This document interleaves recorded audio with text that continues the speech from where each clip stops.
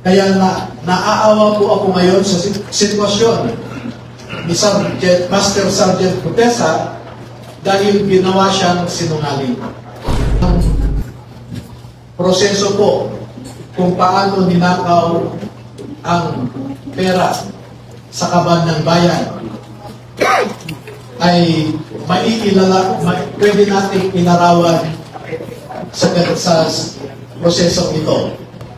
Ngayon po ay lumabas ang mga dating kasamahan ni Master Sergeant Orly Gutesa sa trabaho bilang security consultant o security personnel ni dating Congressman Zaldi Esco. Napanood natin lahat ang mga ipinahayag ni dating Master Sergeant Orly Gutesa sa Senado. At nakita natin kung paano trinato ang isang taong nagnanais lamang na ibahagi sa ating sambayanan ang kanyang nalalaman tungkol sa pagnanakaw sa kaban ng bayan. Makalipas ang 13 taon, yung bilyon-bilyon na ninanakaw noon ay umabot sa trilyones ngayon.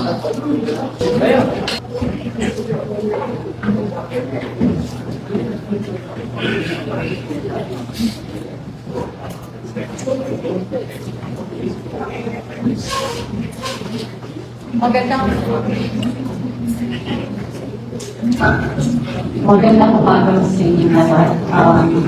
Mag-umpisa na po tayo, pero muna natin ng praise.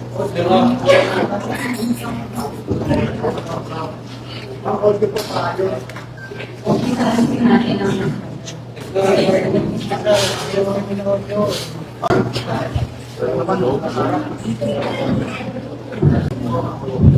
Hello. Kasi talaga, nasanay na kami sa mic.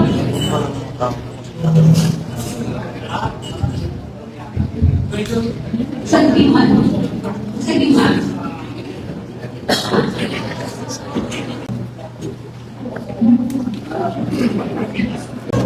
Isang panalangin para sa bayang ng nakawan.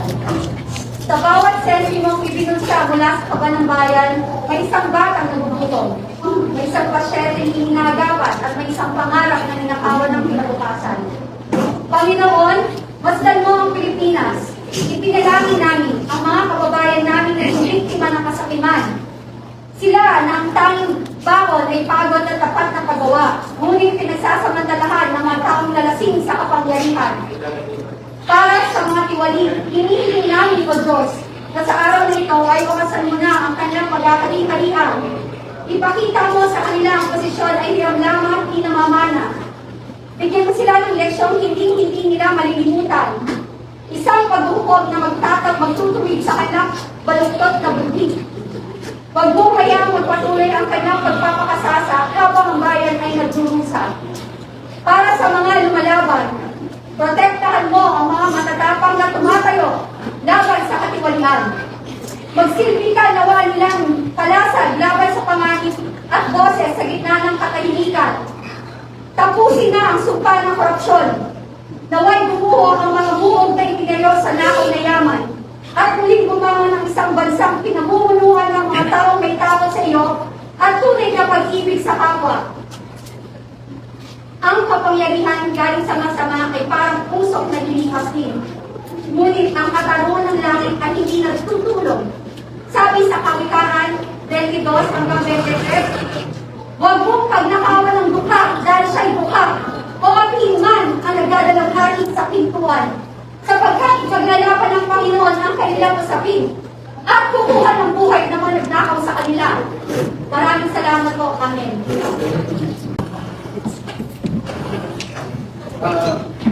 Magandang umaga po sa inyong lahat. Magandang umaga po sa inyong lahat. Ako po si Atty. Melvin Talikwa. Nakilala niyo ako noon 13 years ago.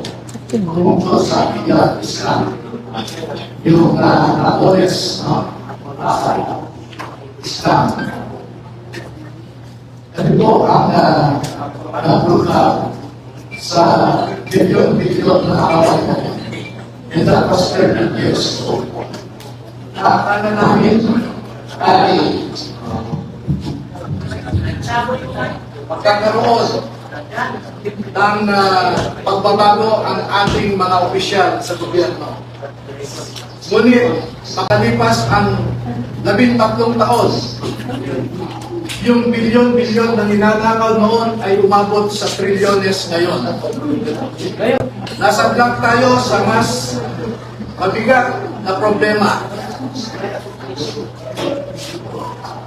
Napanood natin lahat ang mga ipinahayag ni dating Master Sergeant Orly Gutesa sa Senado. At nakita natin kung paano trinato ang isang taong nagnanais lamang na ibahagi sa ating sambayanan ang kanyang nalalaman tungkol sa pagnanakaw sa kaban ng bayan. Nakita rin natin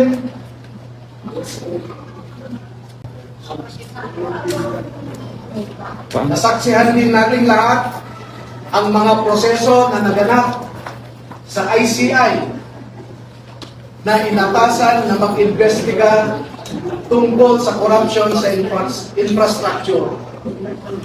Ngunit alam natin lahat na imbes na mag-investiga ang ICI ay pinagtakpan ang totoong mga salarin sa pagnanakaw. Sa ngayon po ay ang mas mabigat nating problema ay yung crisis sa credibility ng ating mga institusyon. Ang mga institusyon natin ngayon ipinatayo para pangalagahan, arugain ang mga Pilipino ay hindi na natin mapagkakatiwalaan. Nakita naman po ninyo, there is a crisis of integrity in the executive. There is a crisis of integrity in the legislature. And if you have listened recently to the proclamations of Ombudsman Crispin Remulla, he alleges also a crisis in our judiciary. Lahat ng institusyon natin ay mabigat ang problema. Pero alam naman po natin na ang mga institusyon na ito are just abstract ideas. Our democracy is just an abstract idea. Our institutions are just abstract ideas. And these institutions operate through the human mind. And if you will, through the human soul. And through the human heart. Ang problema natin ngayon ay yung mga nagpapatakbo sa mga institusyon na ito. Wala po tayong ibang maaasahan ngayon na maglalabas ng katotohanan kundi tayong mga mamamayan din. Hindi natin maaasahan ang nasa gobyerno ngayon na ilabas ang buong katotohanan na walang pinagtatakpan. Ngayon po ay lumabas ang mga dating kasamahan ni Master Sergeant Orly Gutesa sa trabaho bilang security consultant o security personnel ni dating Congressman Zaldi S. Poe. Nandito po silang lahat at gusto ko pong ipakilala sa inyo ang mga sundalong ito ay wala na sa serbisyo. Ngunit ang nasabi nila sa akin, ito ang marahil na huling labanan na kanilang papasukin at gusto nilang magpakasundalo. Yes! Yes!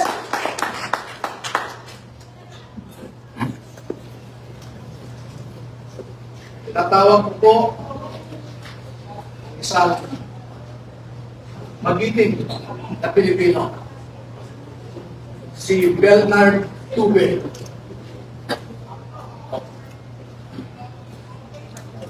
Si Rose Matatanda. Si Rosbert Waupan. Si Benny Gulontate. Si Johnny Budwan. Si Rodante Orbilio. Rainy Boy Julian. Christopher Esquivel. George Villalon Jr. Romeo Romel Bobares. Gil Navidad Jr. Anselmo Taberto. Walter Manalansan. Jolly Cabiao. Romel Galapon. Cecilio Laroder Jr. Bernard Gugban. Crisani Dado. At Fidel Corpus. Meron po silang kasamahan na 12 pa na hindi makakadalo ngayon dahil sa mga personal na rason. Ang dalawa ay meron silang kasama sa buhay na nagtatrabaho pa sa gobyerno at meron silang pag-aalinlangan na maaaring maapektuhan ang trabaho ng kanilang mga asawa. Yung 10 na hindi pa nakadalo ngayon ay tinatawag po na second batch. At lalabas din po sila sa tamang panahon. Bigyan ko po kayo ng halimbawa ng nilalaman ng kanilang affidavit. At kung yan, okay na yan.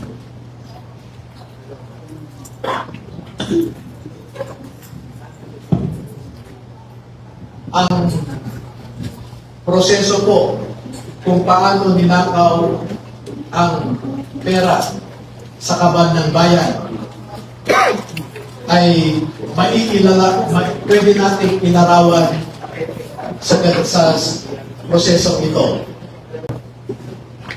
Marami pong contractors sa buong Pilipinas na napromesahan ng proyekto at hindi pa nila nakukuha ang kontrata ay nag-uumpisa na silang mag-remit kay Ginoong Saldico doon sa kanyang bahay sa Valle Verde Phase 6 sa Pasig City.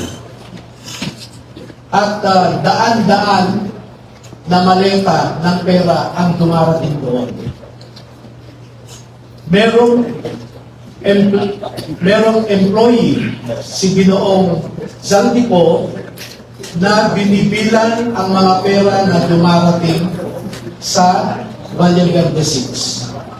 Pagkatapos nito ay binabalik nila sa maleta ulit at dinadala sa penthouse ng Horizon Homes sa BGC.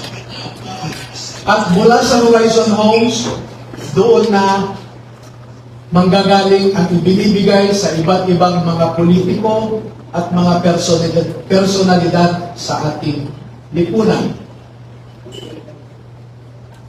Ang halimbawa po ng proseso ay nag-uumpisa sa pagbilang nila ng pera.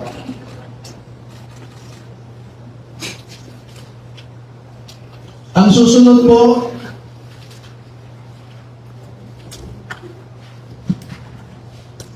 sa larawan sa itaas, ay inihahanda ang pera bago isilid sa mga maleta ulit sa Horizon Homes. At yung larawan sa ibaba ay isang halimbawa ng pag-deliver ng pera sa bahay ng isang mambabatas.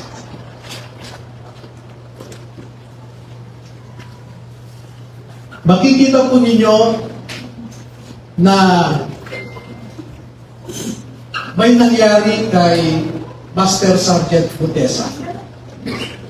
Sa aking na tanggap na impormasyon ay napilitan siyang mag-execute ng isang affidavit na kung saan ay sinasabi niya na hindi siya kasali o wala siyang nalalaman sa mga pagde-deliver ng mga mali-malitang pera. Pero makikita po ninyo dito na siya mismo ay kasama sa pagde-deliver ng pera. Kaya naaawa po ako ngayon sa sitwasyon ni Master Sergeant Gutesa dahil ginawa siyang sinungaling.